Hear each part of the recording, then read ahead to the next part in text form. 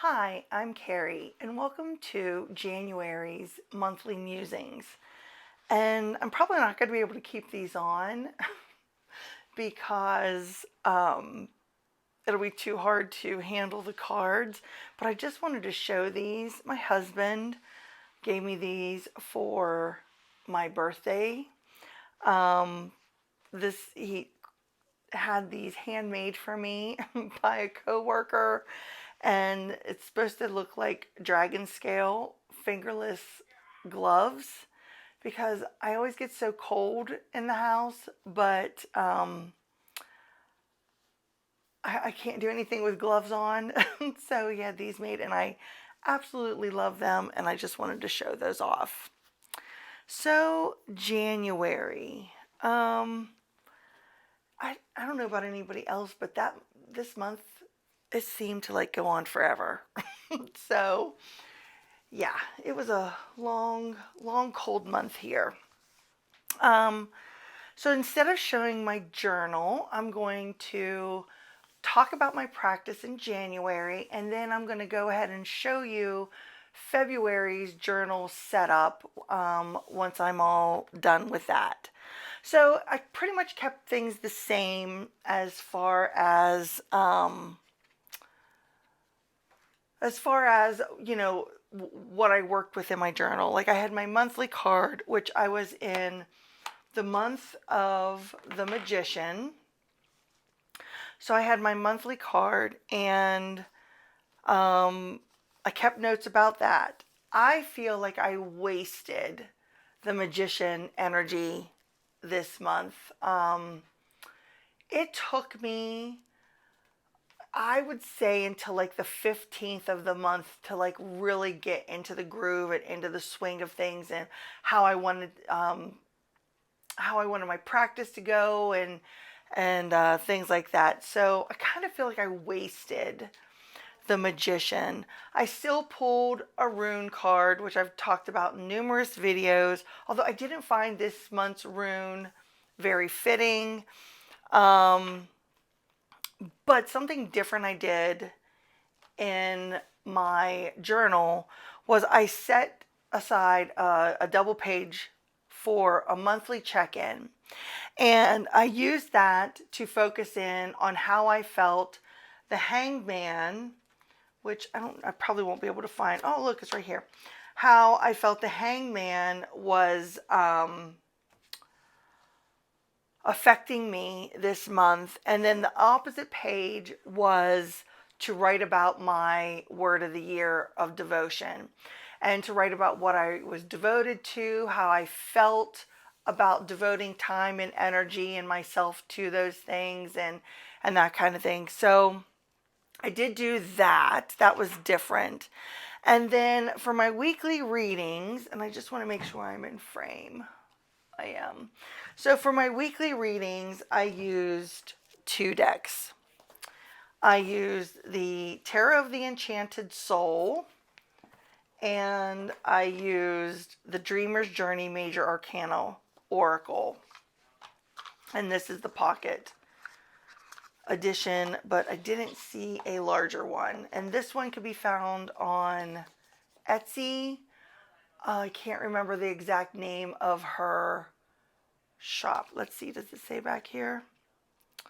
Soul Trees, I think, is the name of her shop. By Allison Williams Yee. But I love this. So I'm going to talk about this little one first. I use this one to just give me a card for the energy for the week. That's what I did. And this is the little deck that I used. And I love this little deck so much. Even though it's based on the Major Arcana, it has 48? Yes, 48 cards in it. And I think it's a very well-rounded deck.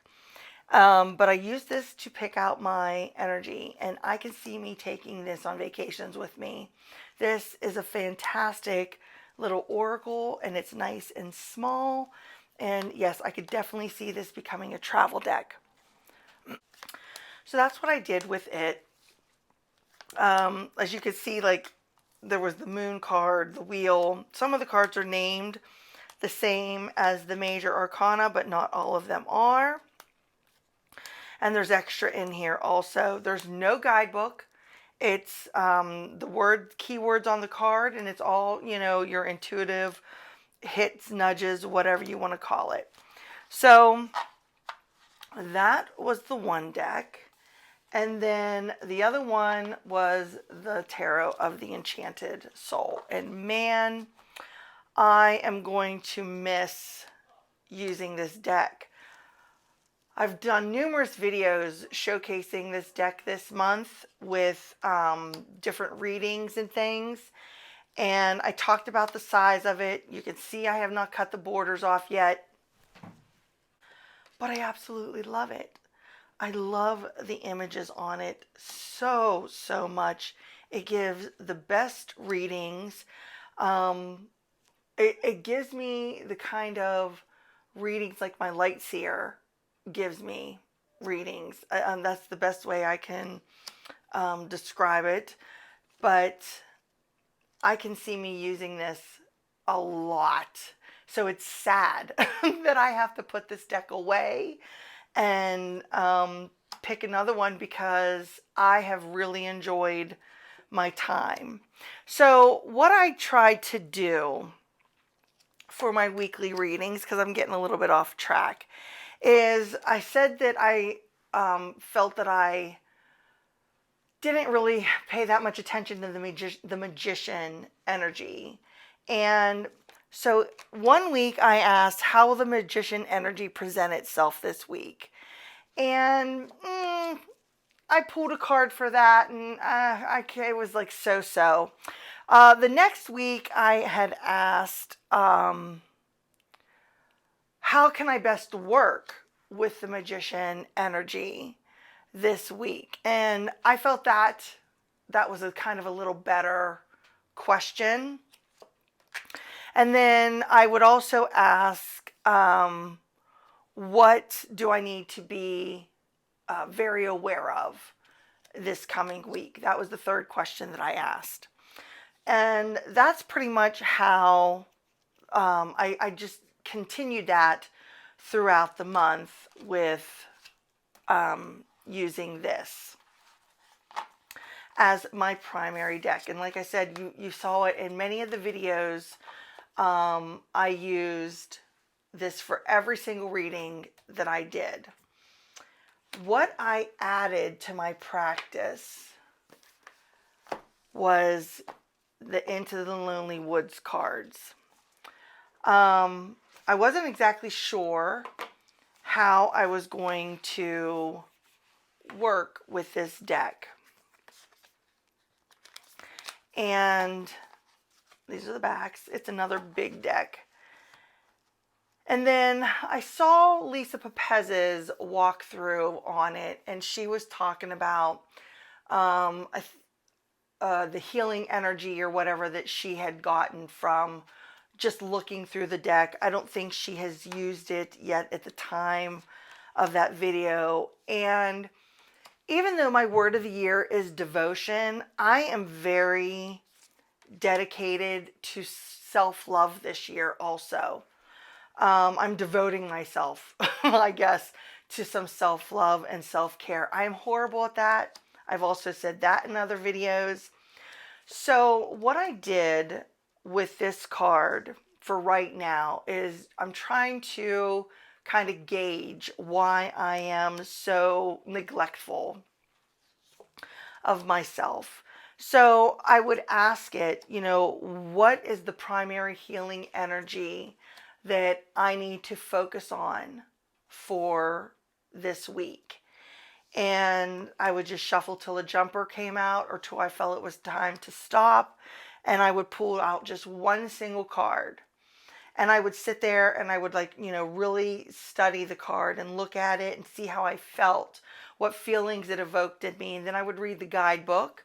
And I would make notations in my journal for the week, how I felt about the card, things I noticed, how it made me feel looking at the images. And then I would write down things from the guidebook that really stood out to me. And that's how I used this card for the entire month. And then at the end of the week, I would go back and I would journal a little bit on how that was relevant. Was that healing energy relevant? Did I notice it? Did I work with it? Or anything of that nature? And I absolutely loved, loved that practice. So I am not going to change out the Into the Lonely Woods deck just yet. I am going to continue this on through February, and I am going to see what cards continue to come up for me and do that same practice with that healing energy. Because like I said, it took me almost half a month to actually get into the groove of my practice. And I really felt that I needed to devote more time to this healing energy, even than the cards that I was pulling for the week. This is what made the biggest impact on me. So this is going to continue in my weekly practice. Two other decks that I used in the month of January were the Wisdom of the Oracle and the Dreaming Way Tarot. And these were the decks that I used for client readings. Oh my gosh, and I loved how they paired together and the readings that I got from them. I have some clients that get monthly readings from me. Let's see, is this in frame? We'll scooch this way some. Anyway, I have clients that get monthly readings from me, and this is what I used for their monthly readings, and they were fantastic. They don't necessarily, they're not very aesthetically, they don't, a little bit, but, not completely, but they read together beautifully, and that is all I'm concerned about. So if you're looking to try a pair out, I would definitely give these two a go if you happen to have the two decks, and that is the Wisdom of the Oracle and the Dreaming Way Tarot. For my moon practice, I only used one deck, and that is the Earthly Souls and Spirits Moon Oracle. For right now, until I figure out what I want to do, I'm really keeping my moon practice super simple. I'm asking, what energy is present for me to work with during, the full moon or new moon, and maybe one other question of, how can I work with that, or, what else do I need to know about this energy, or something along those lines. I'm just keeping it very, very simple. I'm not looking for a bunch of moon spreads or anything like that. I think I was trying to overcomplicate a moon practice, and I figure by just doing it this way for right now, then I can add in whatever I want to add in, or take away whatever I need to take away, and so on. But I am loving this deck. It is so beautiful, so beautiful. And I don't have the indie version, so I don't know the differences. I do know there are some videos out there that compare the indie with the mass market, but I am loving the mass market. So this is what I used for my moon practice. So if you happen to catch the last video that I put up in January, where I showed the birthday oracle I received, the Reclaim Oracle, I also talked in that video about the channel, and maybe some things I was thinking of adding to the channel, and so on. So if you want any kind of updates about the channel, be sure to check out that video. like I said, I think I posted it the last Monday in January.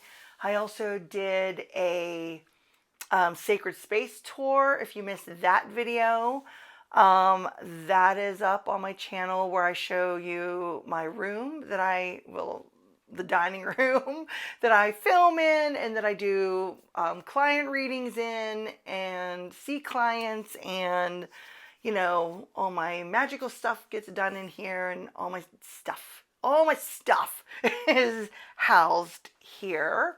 Something else that I started this month is the Ancestral Grimoire by Nancy Hendrickson.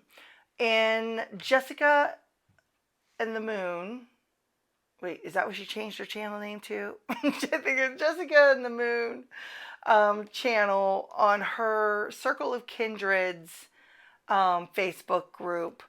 There is a group of us that are working through the Ancestral Grimoire, and I started it. However, I got a late start to it in January, and it's set up where, each month you work on another thing with your ancestral magic and so on.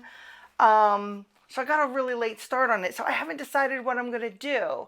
I don't know if I'm just going to go ahead and jump ahead to February and try to work with the ancestor that came forward in January for me all at the same time. I don't know if that's going to be overwhelming. I haven't decided yet. If you're in that group, or if you've done this on your own, let me know in the comments how you worked through it. Did you go ahead and do it month by month? Did you stretch it out and make it your own thing? Yeah, just let me know below how you worked with your ancestral grimoire. So I'm going to show you my February setup. It's set up kind of like the same that I just did for January. There's my cover page. I have my gratitude page and my dream page. And I have to say, I dreamt a lot in January, and I hadn't been dreaming very much for the couple months prior to that. So this page is almost full in January. Then my monthly card, I haven't filled these all in yet, but my monthly card next month is the Tower. So that'll be a treat. And we're going to have to see. I'm going to try to work with or manipulate that energy, because even though last year was a justice year, it felt like a Tower year to me. Rune page, my crystal energy, and then here's like my monthly check-in page that I talked about in January. And this is where I'll write, what I felt I devoted myself to and how I felt about that. And here's where I'm going to put where I thought the Hangman energy entered in, and how that felt to me. So that's there. Then my weeklies, which is always the same. Then here's my new moon and full moon pages. And then I'm going to do a self-love reading. February, because of Valentine's Day, always speaks of the month of love, but instead of devoting it for others, I am devoting February to myself. So let me know if that's how you feel. If you're going to devote February to yourself and do some self-care and self-love and whatever. I'm really going to try to put together a self-love little intention jar. That's my hopes that I can get put up on the channel in a couple weeks maybe. Oh, and then Omen Days. I did Omen Days. I was part of that in the Circle of Kindreds group on Facebook. And I did a whole charm casting thing. There was great presenters for that. I loved it. But this is the first time I've ever done Omen Days. And I did it for, I don't know if I have my January, or I have it wrote down.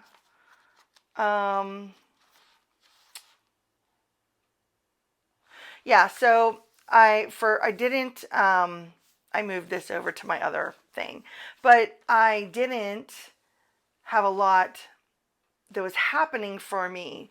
And when Omen days were going on, that's when I was really under the weather. So I didn't get to go out and take the walks that you need to take and look at nature and this and that. So I just kind of went to the different windows throughout the house, looked outside, saw what was happening, paying attention to what people were saying, and those kind of things. But January, I felt it was very still and slow moving, no movement at all. Coldness, light, snow, and the footsteps. That's what I saw on December 26th. So for January, it has been a very slow moving month. I just couldn't get started and couldn't get motivated. And, so that omen made quite a bit of sense to me. So I have down here, this is what I saw on, it would have been on the 27th of December. So there was yellow flags. I was still ill. It was cold and gray outside. I noticed a lot of overturned dirt, which the ground was frozen. So that's very strange, for a large area of dirt to be overturned. And I made notations of that and so on. So I'm going to write to see how this plays out for me in the month of February. But yeah, that is my setup for that.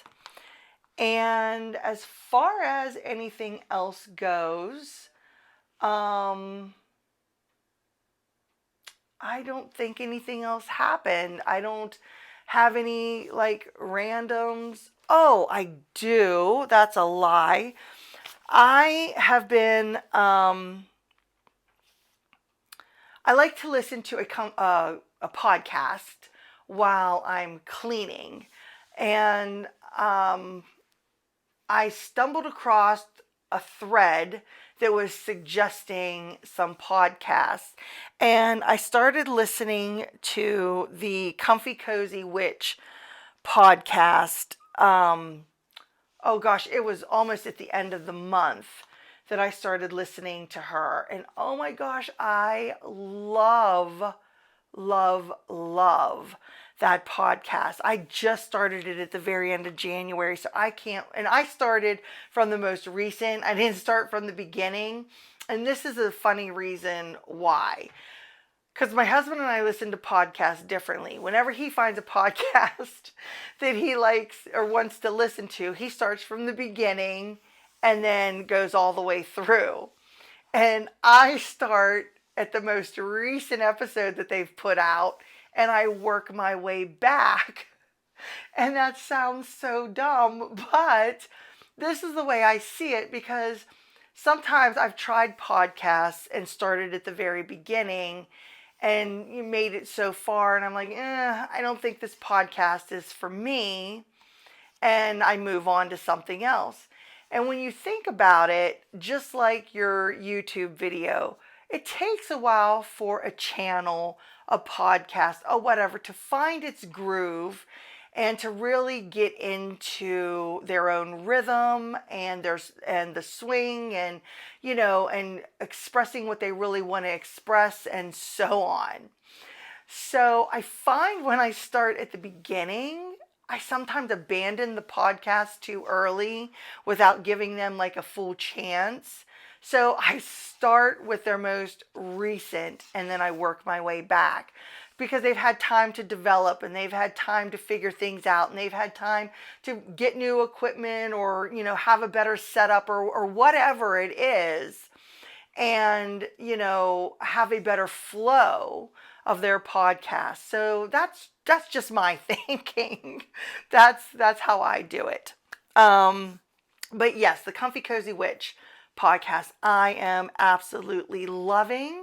Let me know if you listen to that, or tell me your favorite podcasts below. Witchy, tarot, whatever. It doesn't matter what it is. It doesn't have to be any certain genre. And maybe I'll take a listen and add them to my list, my go-to list. But other than that, I showed you the little or the cute dragon and scale gloves my hubby got me or had made for me. And yeah, I think that's it. I definitely want to know if you're working through that ancestral grimoire. So, yeah, be sure to leave a comment about that. So, thanks for stopping by today and sitting with me while I showed you a little bit about my practice for the month of January. And I really appreciate you being here. And I hope you guys have a fabulous day no matter where you are. And until next time, bye.